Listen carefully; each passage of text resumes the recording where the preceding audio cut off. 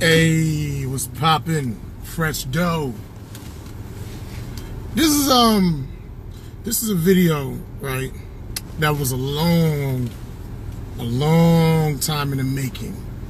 I've always had discussions with my boys, all the cats that I converted when I was younger, who consequently we all fell out of it. We all fell out of the religion. You understand what I'm saying? And what was I about to say? And we would always have these long dialogues about why we don't F with the religion, Jehovah's Witnesses. Now, I'm not trying to attack the religion or anything like that. I attack Christianity in general, but you know, there are some people that really care about the religion and they feel near and dear to it. So I don't want to try to minimize their feelings. Like whatever I say, this is my own personal experience and journey and conclusions that I've come to living through it. From basically like the age of 12 until the age of 22. And the thing is, even though I left when I was 22, when you condition yourself to be a part of something from such a young age, you know what I mean? Even if you leave out of it, a lot of that stuff, it just stays with you, man. It's hard to shake that, man. It's like developing various habits. It's like developing like various habits like at a real young age. Or it's hard to break those things, even if you don't. Like I realized I was obsessive compulsive. I used to rock on chairs, you know. I don't do that anymore, but I have a real addictive personality. I'm OCD about doing things, but whatever. But at any rate, yeah, shout out to Jay, man. I watched his, and just to see like a fellow comic give their story of why they left the religion, I thought that was pretty dope. And I've made tons and tons of videos about all sorts of things. I've touched on religion, but I've never really felt inspired to really go in on that. And I think one of the reasons is just the subconscious fear that religion instills inside of you. Like, well, what if it is true? And, you know, the fear of being an apostate. Even though I don't believe in any of those things, but it runs so deep that maybe that was one of the reasons why I never really publicly spoke against the Jehovah's Witness religion. But my main reason why I left the religion is because of the hypocrisy. And it's not just JWs, it's Christianity in general.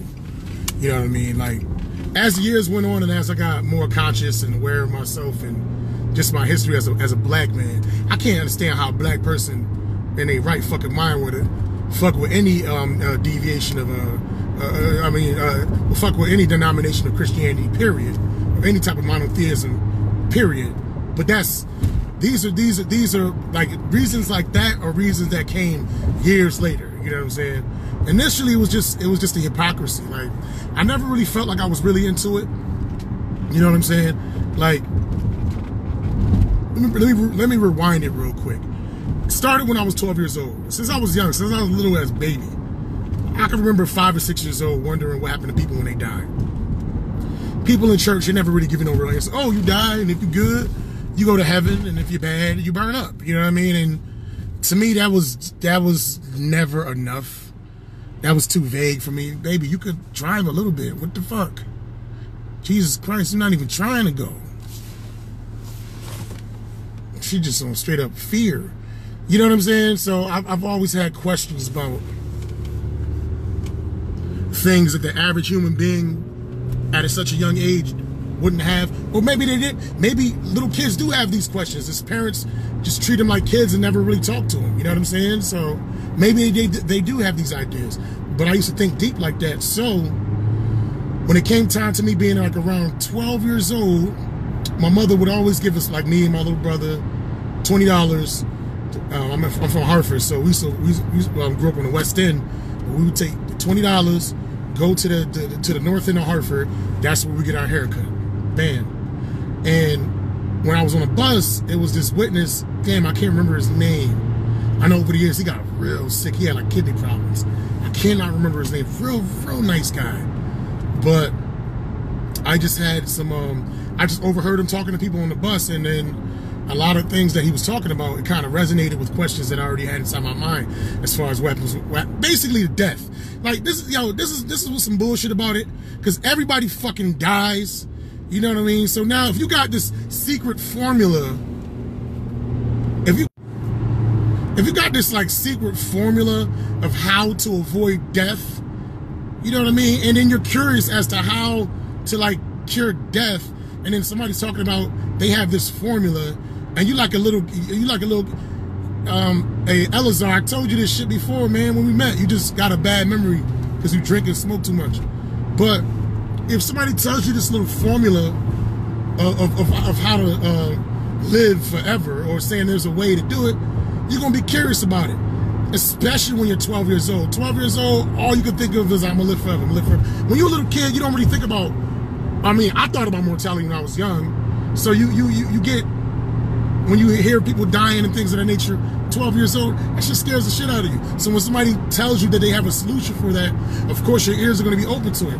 Now, freaking, the only drawback with that is, if you're 12 years old, anybody can prove anything to you. It doesn't, you know what I mean? It doesn't matter what it is that they introduce to you. Why do you think that the military always recruits little kids? Because it's easy to bend a young teenager's mind. Why do you think pimps always turn out women like that are girls 12, 13 years old? Because your mind is malleable at that time. So that the perfect time to really like learn something and instill something in your child's mind is 10, 11, 12 years old. Those are some crucial, critical years. So you better give them the right information at that time. Don't tell them about no fucking God. Don't, you know what I mean? Just tell them, obviously, to be a positive person, but teach these kids to understand money, stocks, bonds, mutual funds, all that, whatever. And I'm babbling it, and I'm going on a fucking tangent, so let's bring it right back in. The point I'm trying to make is that my mind was real open. I wanted to know about death, etc. Somebody had the answers. I was 12 years old. My brain was malleable. I gave the guy my phone number, you know, 12 years old. Bam. Set up a Bible study. So he started coming over to the house. And then my mother was never really truly religious. She's starting to get religious now, wants some Christianity, but doing it at her own pace, her own way, watching like YouTube videos or whatever, watching YouTube sermons. The guy that looked like Steve Harvey, I forget his name, Tony something, whatever. But anyway, I think my mother was just happy to have a babysitter come through once a week and just talking to us about it, whatever. So I got real, you know, I got really into the religion. Like, I'm a real logical person. And if you read a lot of like the Jehovah's Witness doctrine and their publications, though it's written for their benefit, it makes sense. Like logically, it's like A plus B equals C, you know what I mean? And then they take it directly from their version of the Bible. So he's like, damn, these publications is saying exactly what is said at this scripture right here, but you know, they just elaborated on a little bit more. So again, 12, 13, 14 years old, all this is making sense. Mind you, I never really studied any other religion at the time. So all that made sense to me. When I started going, man, like, it was always like a suggestion. Like, they wouldn't tell, this is how they get you. First, like, oh, you know, we're just gonna do a Bible study. And you start to do the Bible study. Oh, you should start coming to Kingdom Hall on Sundays, for half of the meeting, right? You know, because you got the Watchtower meeting and then you got the public talk or whatever. So you only got to go to one of those. Oh, you might as well stay for the whole thing. So then, okay, you're used to going to both of those meetings. Oh, you know what? By the way, we have a book study. I think ours used to be on Wednesdays. So you start going to the book study. Oh, by the way, Thursday night, we got the Theocratic Ministry School. So that's what teaches you how to speak and everything. So you start going to that. Pretty soon, yo, you're going to like 5 meetings a week. And it just started off with a passive Bible study. You thought that's what it was, but they constantly add shit to it as you get into it. So pretty soon it consumes your life. It's kind of like that scripture they say, the truth, like towards the end, it's like a light that keeps getting brighter. Basically, like you're in a cave and you're stumbling along a whole bunch of stuff, and then the closer you get to the end of the cave, the brighter it gets, the more shit you got to deal with. That same concept applies to how they rope you into the religion. First, you don't see nothing, you're in the darkness, and then the longer you stay into it, the more shit you see, the more shit you got to deal with. Bullshit. So now you fucking consume whatever, but at this point, hey, You're all into it. But this is a crucial flaw with the whole JW thing with bringing up a child into the shit. Puberty. What the fuck can compete with just being horny, testosterone, estrogen, pretty ass chicks? And Jehovah's Witnesses got the baddest red bones. It's always mixed girls everywhere. Fine as a motherfucker. I'm just a horny motherfucker. I was already a porno addict at that time. I was a porno addict before I was Jehovah's Witness. I forgot how I came across porn. I think I was like a little kid walking through the train tracks. No, even before that, I think when I was like 7 or 8, one of my little white friends or black, whoever, they had like a magazine with some titties and fucking and shit. And I just got mad excited about that. So those images always stayed into my head. And like I said, I've been through like sexual shit with other kids when I was little, just being taken advantage of by older kids and shit like that. So I already had a corrupted mind, right? So you got this corrupted mind, but I still got a spiritual mind, right? And I'm going through puberty, so I'm horny as fuck. But you can't do none of this shit because the Bible says it's wrong. Now, I'm not saying tell your kid to go fuck everybody possible, but let your kid have a boyfriend, let your kid have a girlfriend, monitor it, whatever, protect your kid, give them condoms, whatever. If they're gonna do the thing, you as a parent can control that entire shit. I'm gonna be mad liberal if I ever have kids in that situation. If I have kids anytime soon, because I'm about to be 40 years old. So by the time my kid 15 or 16, I'm gonna be like 75. I don't give a fuck if they fucking, all I give a fuck is if I'm alive. But anyway, you combating with that. So I got the religion telling me not to do this. I got my natural biological urges telling me to do that. And it wasn't even just about fucking. It was just about having a girlfriend, holding her hand, kissing her. You know, just the basic shit. Oh, you can't do that unless it's a chaperone. Oh, the Bible, they don't tell you not to do things. They always just say suggest. The Bible suggests that you not do that. I got to make one quick phone call. Hold up. Hey, my bad. I just had to make a phone call real quick. But yeah, so it was always about suggestion. Maybe you shouldn't do this. That's probably a bad idea. I used to have long, as funny as it sounds, I used to have long, pretty hair. I was getting my hair braided and shit like that. And they didn't say nothing to it. But once I got into the theocratic ministry school, and I've always been a pretty good speaker. You understand what I'm saying? So I got really good at studying and speaking. Well, if you want to speak, you're not allowed to have, I mean, Jehovah probably would not be happy if you wore those braids. So we sort of kind of suggest that you take them out. So like whenever I had a talk, I would take out my braids. Now, mind you, this is like 1993, right? 93, 94. Oh, no, yeah, 93, 94. Yeah, this was freshman year in high school. That's when I had my braids. And so I'll be giving talks with my braids out with a big ass box. Like a year after the box went out of style. So I got this ridiculous ass haircut. You know what I mean? Because they told me that it was not acceptable to give talks with your hair in those little braids or whatever. But the box looked way like 10 times more ridiculous. Anyway, so that whole, them like older people constantly telling me what to do. And mind you, I didn't grow up with a father or anything like that. So I constantly had older men telling me what to do. But I used to hear about stuff that they was doing, getting a freak on and whatever. I remember one time I was in an assembly in, it was in Springfield. They used to do it in Springfield, Mass. And you know what I'm saying? At those conventions, I'm telling you, bad light-skinned chicks. Oh my God. Since I was a little kid, I always had a taste for the red bones.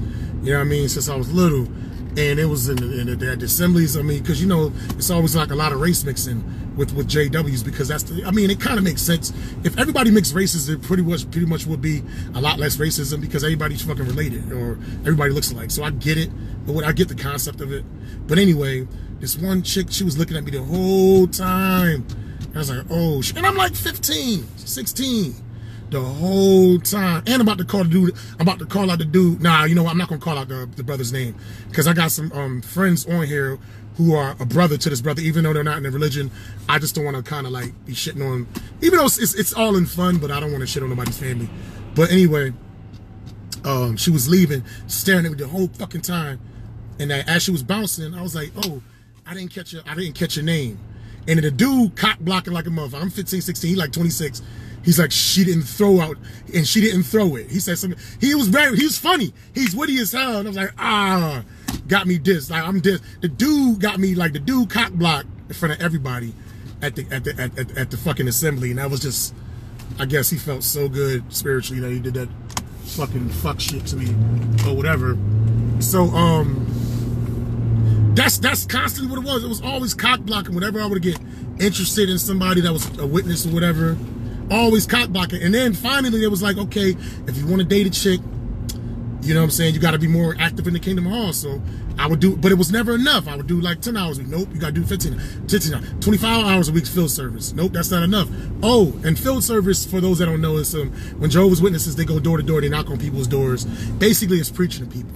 And when you preach to people, you write down your hours, like almost like a job. Why God wants people to keep hours for shit that makes no sense to me? You know what I'm saying? He would know. And I guess that's for everybody else. I honestly think that's for I think it's for monetary reasons. I think that's one way that they're able to probably get funding or what have you, or be like a non-tax entity showing that people are working but aren't getting paid. You know what I'm saying? Who knows? I'm just theorizing right now. Anyway, but I got really into the religion. Like I got really into it. I was preaching. Like by the time I was 18 years old, I was always, almost baptized. Like I said, witness chicks, they would never mess with me. They would never deal with me because give me 1 second. Somebody asked me for an email. I'm always doing business, man, as a comedian. Always. They would it was just never enough. This one fine little mulatto chick, or Puerto Rican or something, she was just like, I knew she was into me, but I think we exchanged numbers. We used to talk somehow, some way. But she's an older guy I'm talking to now. Like, he's always in field service. I lost out to a nigga because he was in field service more than me. And this other chick, oh my God, I remember her name. She's a pretty like red bone chick from Bloomfield or whatever. She was a couple years older. This chick used to stare at me. To this day, this bitch be looking at me. I think she's just fucking retarded. But once I tried to talk to her, I was a couple years younger than her, and I wanted to take her to my prom. She was like, "How you gonna take me to the prom? You ain't got no car." She was just mad, condescending. And then she was like, and then the person I'm talking to is a ministerial servant. So, you know what I mean? I'm just losing out to all these titles. Fast forward, like, and this is a sidebar. The funny thing, the irony about this, I couldn't get no Jehovah's Witness pussy because I wasn't doing enough as a Jehovah's Witness, right? Now, years later, I used to meet a lot of chicks that were no longer Jehovah's Witnesses, and whenever I would mention the fact that I used to study with Jehovah's Witnesses, they would not give me the pussy because I reminded them too much of what they left. So it's like, I couldn't get the pussy because I wasn't doing enough in the religion. And then once I got out of religion, I still couldn't get the pussy because I used to be in a religion. So it's like, I lost either way, man. That was fucking funny or whatever.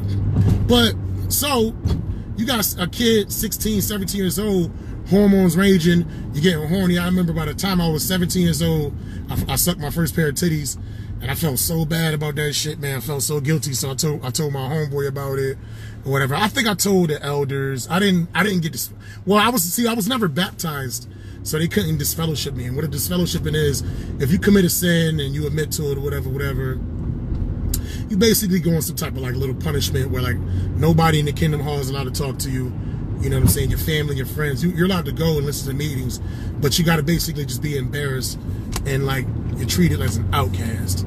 So that's how that works. And it's fucking horrible. You know what I mean? It's the worst shit ever.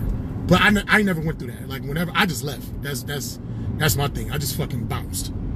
But anyway, so I was always wrestling with my carnal side. I won't even say it's my carnal side. It's fucking the naturalness of a teenager being a teen. And I think when you sexually repress people, they make bad decisions. That's why years later, you know what I mean, I'm drinking a lot, fucking all kinds of different chicks or whatever, you know what I mean, drunk, buying pussy, all kinds of stuff. I feel like I don't blame it totally on sexual repression, but sexual repression doesn't help.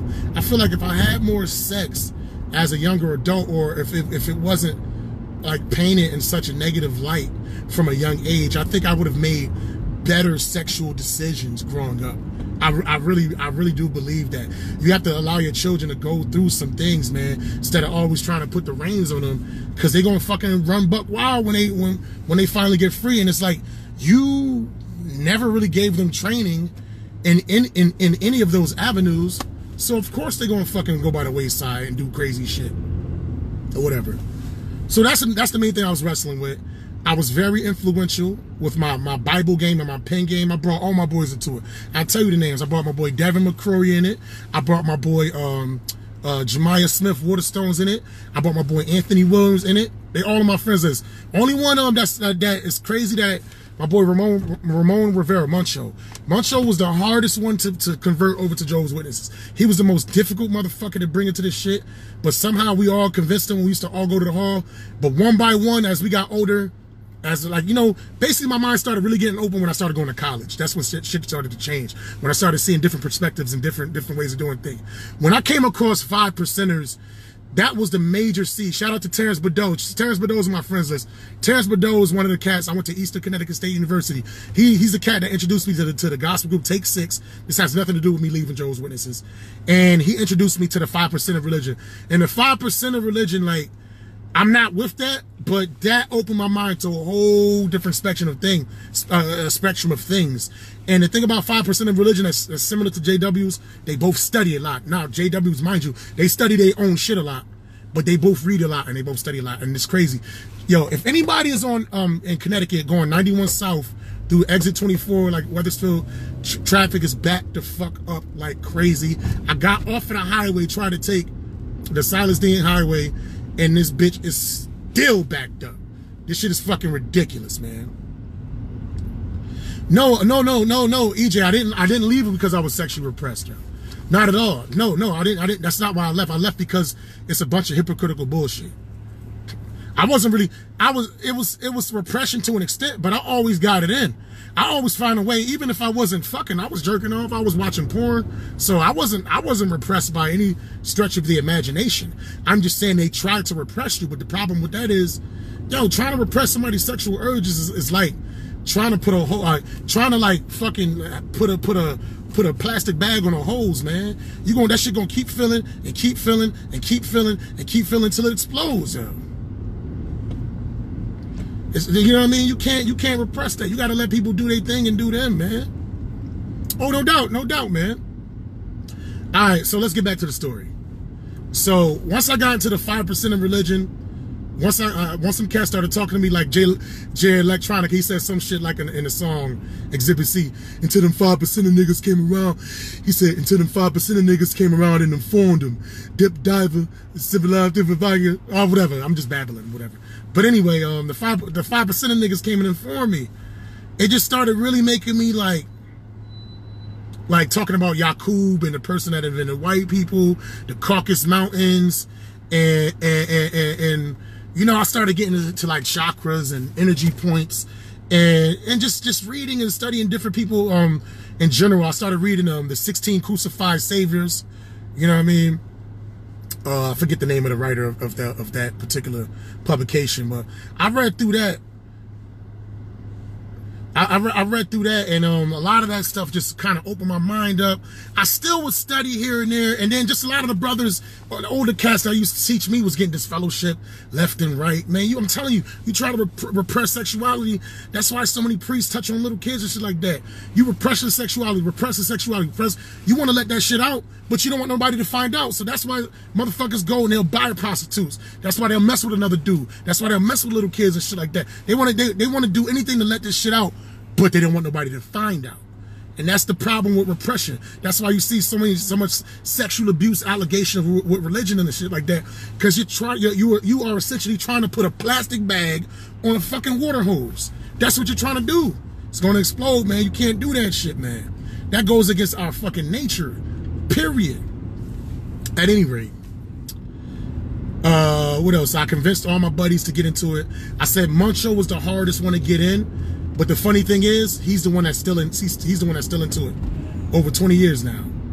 Muncho finally got into the religion like maybe 1997, and then he got married, He had like 3 kids with a chick he got married to or whatever. She was a little older than, well, she was 10 years older than him. Real nice people, real sweet. Maria and Mitchell, real good people. You know what I'm saying? He like literally fucked into the religion, like literally. I think if I was getting some consistent Jehovah's Witness pussy, I think it would have been harder for me to leave, especially nowadays, man. Especially with the Me Too movement, how conceited women are. And people say pussy is easy to get. Yeah, it's easy to get, but there's so much shit you gotta worry about in terms of allegations and shit like that. If you got a consistent piece of vagina right now, hold on to that shit. I don't even try to talk to nobody no more because I don't want to say the same shit and get the Bill Cosby treatment. I'm probably gonna get the Bill Cosby treatment for shit I did from some titties I grabbed 20 years ago. I'm sure it's probably gonna happen once I pop off as a comedian. Once they see that payday, it's gonna happen. I'm fucked. I'm screwed. Pun intended. But yeah, man, he fucked his way into the religion and then he's still into it. Doesn't look like the happiest motherfucker when I see him. Hair falling out. I mean, we all like 40, so that comes with the territory. But it is, a lot of Jehovah's Witnesses, they always got this catatonic look. They just like, hey, how's it going? And Jehovah's Witnesses got this William Shatner condescending way of talking. Well, I don't think that's a smart thing for you to do, brother, because you see in Matthew chapter 24 verses 16 it specifically says these hoes ain't loyal, and if these hoes aren't loyal then you shouldn't talk to these hoes. You know what I mean? They got this. And they all, across the board, they all got this condescending William Shatner way of talking. I bet you like Chinese people, they even though they talk in Chinese, they talk like William Shatner, like,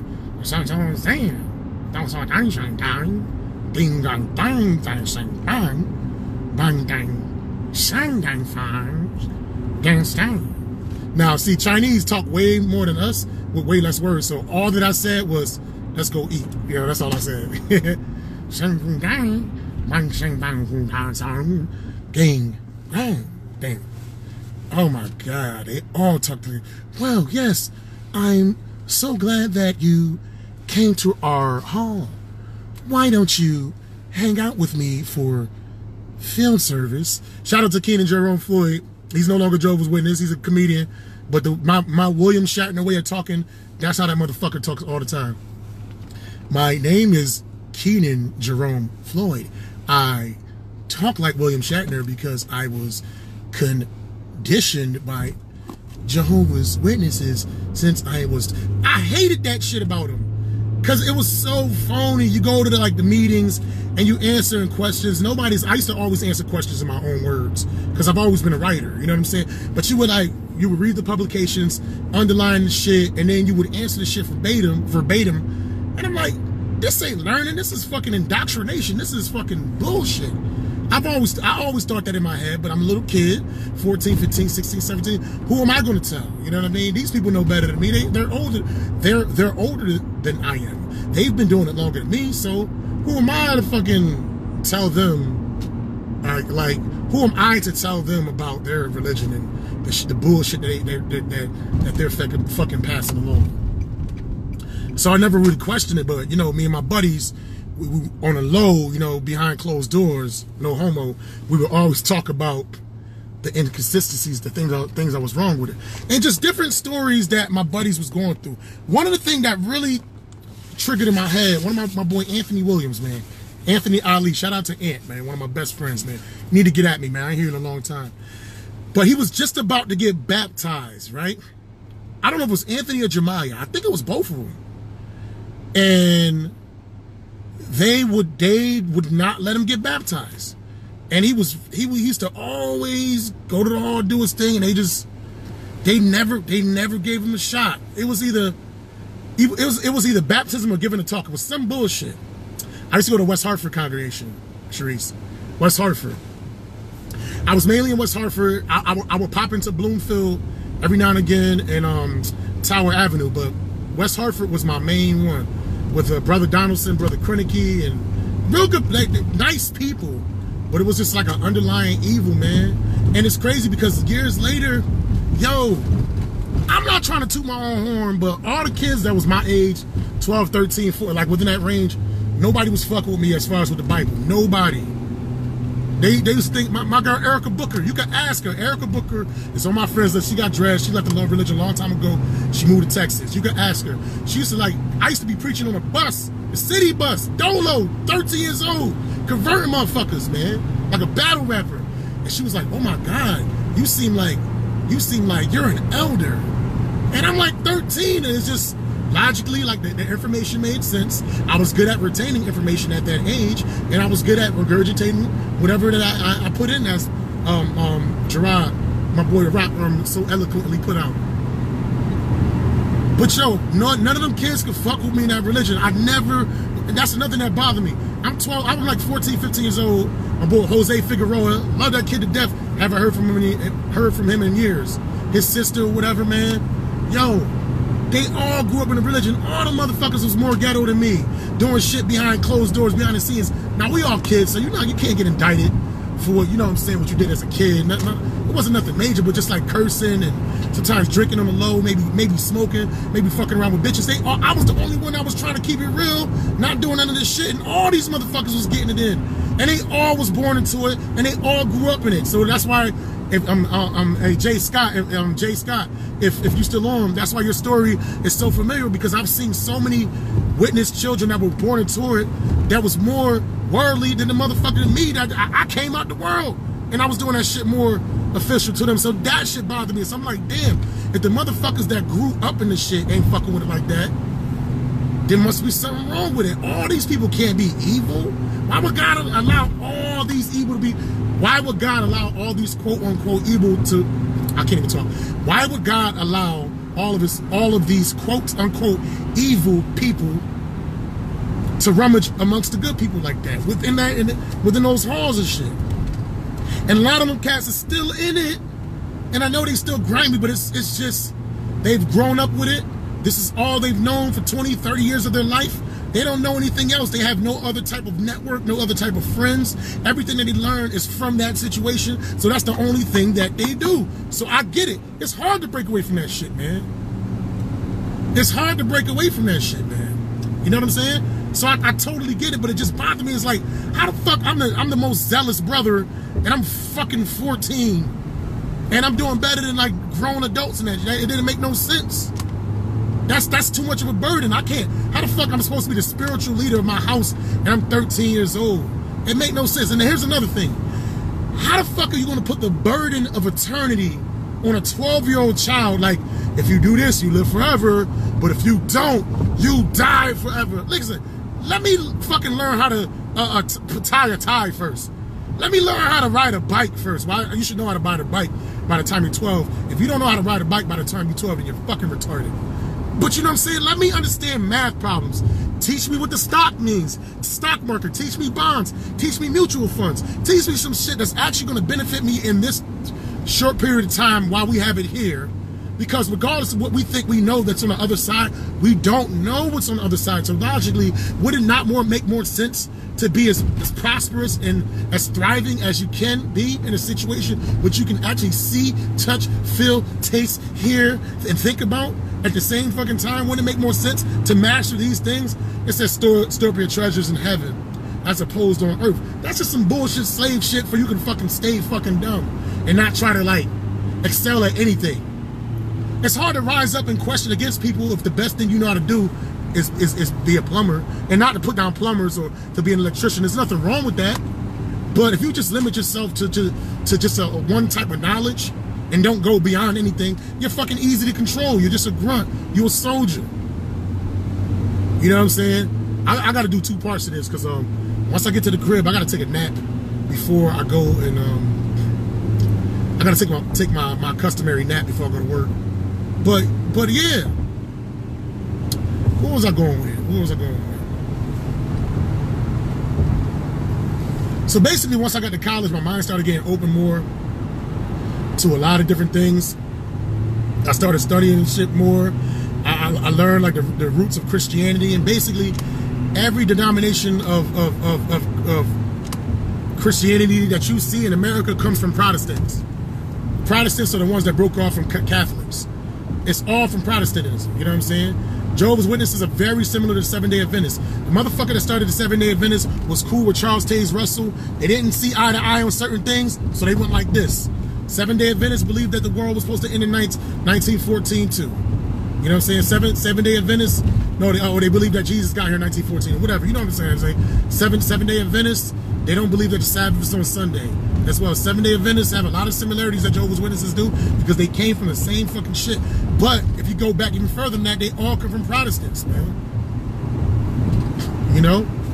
So, once I started studying religions and where they came from, and as a black man, and the first slave ship was the good ship Jesus, and you know, like, our African brothers and sisters wasn't fucking with Christianity before we got thrown in these boats. We was just doing our thing. We was fine. Yeah, we had wars and shit like that, but we wasn't doing shit to destroy the fucking earth. We didn't have big ass boats with big ass cannons blowing up castles and shit. You might throw a spear here and there, whatever. Get a spear through the heart, you straight. But there wasn't no big ass boulder cannon decimating a fucking castle. Our wars was contained, man. So once I started really understanding where our people got this shit from, I'm like, yo, if you're a black person and you got just love for yourself and your ancestors, how the fuck could you fuck with any type of Christianity, man? That shit is ridiculous, dude. How, yo? It's disgusting. But anyway, that's pretty much it. Once I really started getting this, just it wasn't about sexual oppression, just more knowledge of self. And then I would see brothers years later, and then they was telling me all the sex and all the freaky shit they was doing. This is nothing that pissed me off. Like, yo, y'all doing it like I'm 21, I'm 20, trying to be virginal and shit. I ain't lose my virginity till I was 19, and I'm finding out all these motherfuckers that grew up in a religion was fucking having all types of sex, and chicks was getting cum facials and anal. All this stuff I was watching on the pornos, but I'm feeling bad about watching on porn. These niggas was doing it. I could have been right there. Just I could have been doing my Yeah. But that's superficial, you know what I'm saying? Ultimately, it didn't make any sense. But the main thing that turned me off about Jehovah's Witnesses, the story of Job, man. If you know anything about the Bible, right?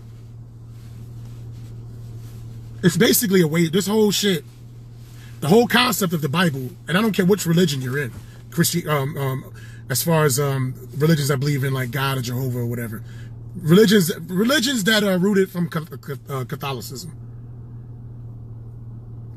In the beginning, you know what I'm saying, God created heaven and earth, Adam and Eve, etc. And he created, Satan was the morning star. And from what they theorized, Satan, he was the master musician or whatever. That's why they say Satan controls Hollywood and music or whatever. And his main job was, even though Adam and Eve were quote unquote immortal, meaning they can live forever, they were not invincible. You could be immortal, you can live forever, but you can still be killed. So Satan's purpose was to protect them from natural disasters and to just teach them about the earth in general. He had a lot more experience than them, so his job was to teach them. And for what the Bible was saying, that power that God gave Satan, it kind of went to his head a little bit. And also Satan was jealous because he felt as if God loved his human creations more than he loved himself. But it's just like, if I have a son and he turns 15 years old and I got a new baby, I'm going to pay more attention to the baby because the baby needs, needs the schooling more. And you as my 15-year-old son, take care of the baby, make sure the baby don't get hurt around the house. So I get it. So that whole shit, jealousy, I get it. It's very crafty and brilliant how they write the Bible because they take real life shit and then they spin it into this fantasy. They sprinkle they sprinkle truth amongst lies, or they sprinkle lies amongst truth. That's why it's hard to break down. That's why it's hard to shake it. Because yeah, the Bible is some bullshit, but it does make sense to love your brother. You know what I'm saying? The Bible is some bullshit, but you shouldn't be trying to covet your neighbor's wife. Yeah, the Bible is some bullshit, but yeah, you probably shouldn't murder somebody. The Bible stole all that shit from the Code of Hammurabi. The Code of Hammurabi predates the Bible by like 10,000 years. And it says, the Bible says, the Ten Commandments, thou shalt not this, thou shalt not that. The Code of Hammurabi said, you shouldn't do this. You mustn't do that. You mustn't do that. You know what I'm saying? Or whatever. So the Bible is a hybrid book. A lot of it comes from the ancient Kemet, Mesopotamia. They basically take shit from a whole bunch of different things, and it was brilliant. And they put it together into one book to control people. And I think whoever had the grand idea to do this was a brilliant motherfucker that was very connected to the cosmos in some way, shape, or form or fashion. And they wanted to live an easy life, and they wanted their family to live an easy life. What's the best way to live an easy life? You convince a whole bunch of motherfuckers to work for you, and you doing this shit. You chilling. You promised them God. You promised them living forever, whatever. You know everybody dies. Everybody fucking dies. But you say, hey, there's a way that you won't die, and you create this whole thing based on the human condition. And then people follow you for it. But anyway, the story of Job, right? The whole Bible was a wager. God said that, basically, Satan said the only reason why Adam and Eve follow God is because God gives them all these good things. You know what I mean? Well, basically, Satan tempted Eve. He was like, God doesn't want you to know good from wrong, right from wrong. Because in the day your eyes will become open, you'll become like God, right? Now, Eve, she didn't have the knowledge of the universe or whatever, so, and why she was curious to be in a state that she knew nothing of makes no fucking sense to me. That's shitty ass writing. Like, where did this thought come up? I gotta be like this if you don't have no idea what it is and shit. That's like, you've never been high before. You have no idea what getting high is, but somebody's like, yo, this is gonna make you high. Like, fuck, I wanna be high, but you don't know what it is. But anyway. She ate from the fruit. Adam loved his wife more than he loved God. He had no confidence in God bringing another wife. So Adam ate from the fruit too, and Adam chose death because once he ate from the fruit, his eyes became open. He chose sin or whatever. And then now the whole point. And then they didn't have sex. This is what don't make no sense. Why didn't Adam and Eve have sex before they ate the fruit? If they had sex beforehand and the children was born, the children would be perfect. You know what I'm saying? And their parents would have died off. But then again, they would have been little babies, and I guess they couldn't take care of each other in the wilderness by themselves, even though the animals wasn't trying to kill them, and even though Satan wasn't really trying to kill them, he was just using the power of suggestion. And then God could just perfectly create two other parents to make shit right. That shit don't make no fucking sense. I know I'm babbling, I know I'm talking fast, but when I get excited, I talk fast as fuck. Fuck it. Y'all just gonna have to deal with the Bone Thugs of Harmony. But anyway, so basically, human beings keep having kids, and God basically is just giving human beings a chance to redeem themselves from a bad mistake that their parents made. Now, the crazy thing is, if nobody ever told them about the mistakes that their parents made, in my eyes, they would still be perfect, because the best way to really eliminate some shit is never talk about it anymore. Why do you think so many black people don't know where the fuck they came from? Because our white predecessors that fucking dominated our African forefathers stopped telling us about our religion, stopped telling us about where we came from. We totally forgot it and eradicated it. You know what I'm saying? That same concept could have been used from the beginning of time. And if all this Bible shit was right, then we wouldn't even be having this conversation. You know what I'm saying? Because nobody would have never knew what the fuck happened. But anyway, there was a story of Job. Job was a powerful man in this community. He had, I think, a dozen children or 10 kids or something like that. Let's say a dozen. A dozen just sounds better. He had a dozen kids. He had acres and acres of land. You know what I'm saying? He had riches beyond belief. And then him and Satan and God was going back and forth, talking shit to each other, playing at dozens. And Satan was like, yo, man, listen, man, these people only follow you because you give them shit. And then God was like, yo, what about my boy Job? You know what I'm saying? Look at all the stuff he got. Look at how he doing. He not cursing me. When he's like, yeah, because you put a hedge around him. You know what I'm saying? You not letting me like get at him. I said, you let me get at this motherfucker, and I guarantee you he will curse you to his face. So God was like, man, fuck that. All right, whatever, man. I'm going to take my boy Job, a real nigga. I'm about to take all this shit away to prove to you. First of all, why the fuck is the most powerful creature in the universe proving himself to this lowly, disgusting creature that's supposed to be the bottom of the Bible? Why is God even having a conversation with this little motherfucker? Like, we don't talk to homeless people. We don't, as human beings, we don't negotiate with homeless people and lowly pedophiles and shit like that and lowly murderers and stuff. We don't negotiate. We throw these motherfuckers away. So why the fuck is God negotiating with somebody that embodies all those things in one shot, right? So God takes away his protection. Job loses all of his riches. All of his livestock die. All of his farms burn out and get robbed. All his 10 kids die. And then he gets like a disease, like a leprosy-like disease, man. You know what I'm saying? That's like worse than AIDS, but he was able to live with it with boils and sores on his body and shit, right?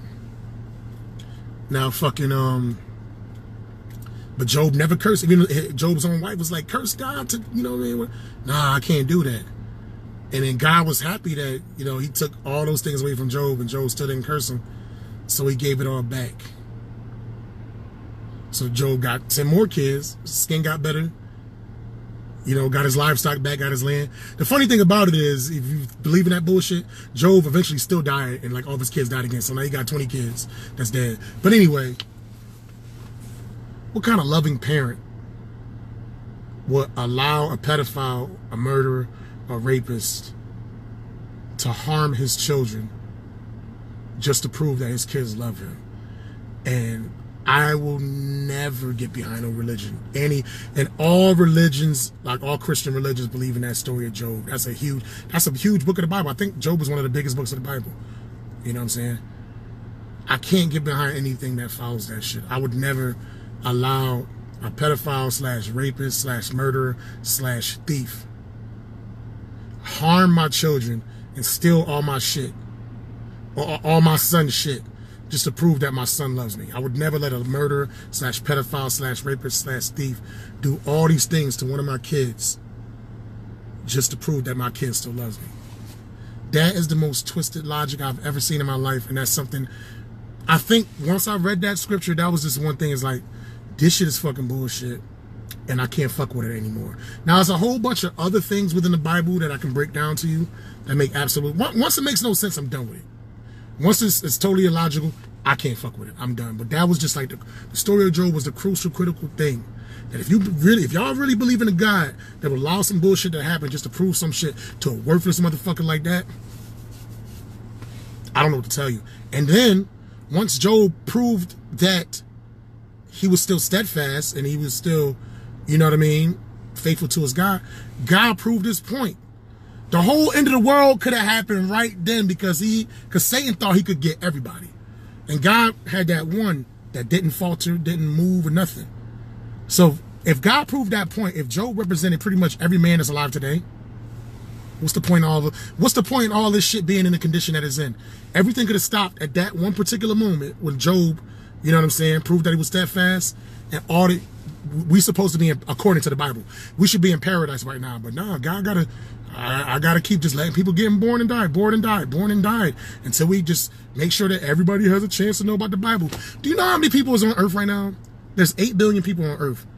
I did the math. Do you know how many people have died historically? You know how many people are underground or fucking ashes or whatever, or fucking alien abducted? I don't know. 100 billion. I think it's 100 billion. Something like, maybe I'm wrong. No, it's yeah. I think it's like 100 billion people have been alive and died. I know it's a lot more than what's alive on Earth. There's a lot more people dead by far than people that are alive.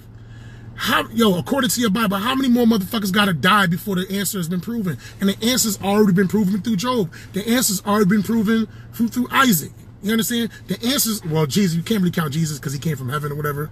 He was a perfect creature. But the answer's already been proven, like through Moses. The answer's already been proven through Paul. The answer's already been proven through Isaac. The answer has already been proven through Abel. The answer has already been proven through Job. How many more times this shit? It's all bullshit. And I know I was babbling. I'm all over the place. I have to structure myself a lot better. But thank you, Sharice, and thank you, Jay Scott, for inspiring me to have something to really talk about.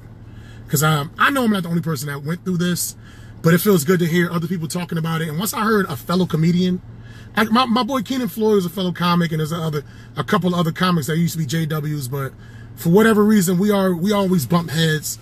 You know what I'm saying? So I blocked the motherfuckers on Facebook. And it has nothing to do with religion. They just, A lot of Jehovah's Witnesses, once they fall out of it, they just become super pro-black. And I'm not super pro-black, and I make jokes about fat women, and I make jokes about black women, and I talk shit about the black community. So a lot of Jehovah's Witnesses that's super pro-black, they don't fuck with me like that. So a couple of my XJ-Dub friends don't fuck with me on that level, man. Yeah. But I'm going to talk to you more about this, because I'm not about to talk for like 2 hours, and I can easily. That's pretty much it. The story of Job, to sum it all up, you know, God just using human beings as a wager. And he already won the wager according to the story of Job, but this shit is still going on. I can't fuck with it. We're not even talking about the intricacies of Jehovah's Witnesses and how things change all the time. We used to get free lunch with the Jehovah's Witnesses at the conventions and assemblies. 1994, free lunches. I used to always get the little Danish with the cheese and the apple in it while we were going to like Bethel, New York, and all this shit, whatever, man, upstate New York. And then they took that lunch away. And I'm like, but I thought God always provided, and it's always bountiful. When that shit happened, when we stopped getting the free lunch, I was like, this shit might be some bullshit. We ain't getting no free lunch no more. This some bullshit. But that was a trigger. No free lunch. The story of Job and sexual repression. Those are the three things that made me leave this shit. I will holler at y'all. I really got to take a nap. I'm sleepy, and I got to get ready to go to work. Deuces. I hope you enjoyed the video. Peace.